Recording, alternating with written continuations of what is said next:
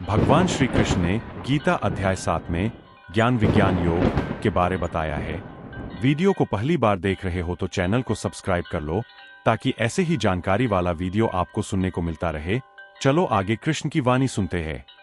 गीता का 7वां अध्याय ज्ञान विज्ञान योग कहलाता है, जिसमें भगवान कृष्ण अपनी दिव्य प्रकृति, सृष्टि के मूल और अपनी सर्वव्यापकता का ज्ञान अर्जुन को प्रदान करते हैं। यह अध्याय ज्ञान और विज्ञान के भेद को स्पष्ट करता है। ज्ञान ईश्वर के सैद्धांतिक स्वरूप को जानना है, जबकि विज्ञान उस ज्ञान को प्रत्यक्ष अनुभव करना है। यहाँ पर श्री कृष्ण ने गीता अध्याय 7 के मुख्य बिंदुओं को बताए गए हैं।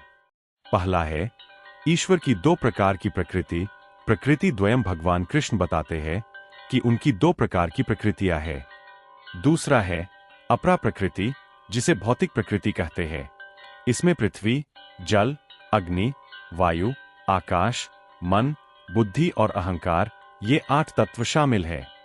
यह भौतिक संसार का निर्माण करती है। तीसरा है परा प्रकृति, जिसे आध्यात्मिक प्रकृति कहते हैं। यह जीव या आत्मा है जो संपूर्ण जगत को धारण करती है। यह चेतना का मूल है और इसी से जीव जगत में जीवन का अनुभव करते हैं। भगवान कहते हैं कि वे ही इन दोनों प्रकृतियों का मूल है। चौथा है भगवान ही सर्वत्र व्याप्त है। श्री कृष्ण स्पष्ट करते हैं कि वे ही समस्त सृष्टि के कारण और संहारक है। उनसे श्रेष्ठ कुछ भी नहीं है। वे जल में रस, सूर्य और चंद्रमा में प्रकाश, वेदों में ओंकार, आकाश में शब्द और पुरुषों में पौरुष है। वे पृथ्वी में सुगंध, अग्नि में तेज, जीवों में जीवन और तपस्वियों में तपस्या है। संक्षेप में वे ही हर वस्तु का सार है। पांचवां है त्रिगुणात्मक माया का प्रभाव।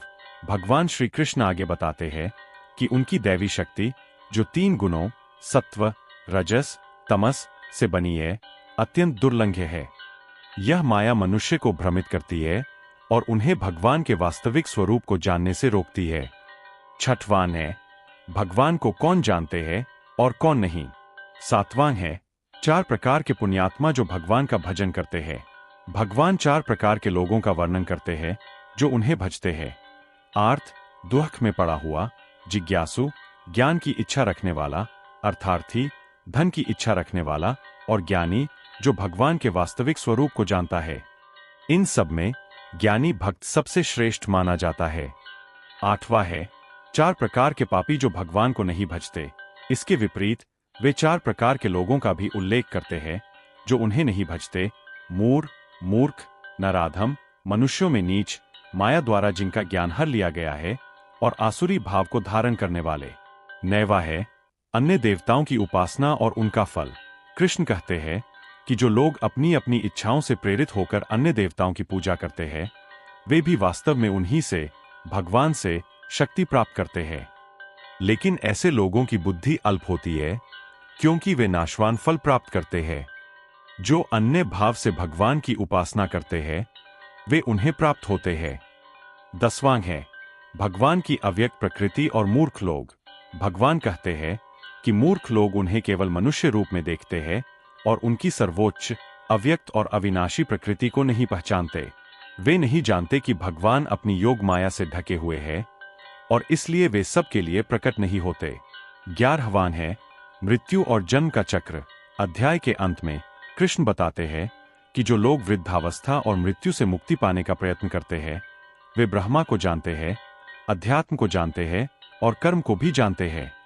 जो लोग उनके, भगवान के द्वारा अधिभूत, अधिदैव और अधियज्ञ को जानते हुए मृत्यु के समय भी उन्हें जानते हैं, वे निश्चय ही उन्हें प्राप्त करते हैं।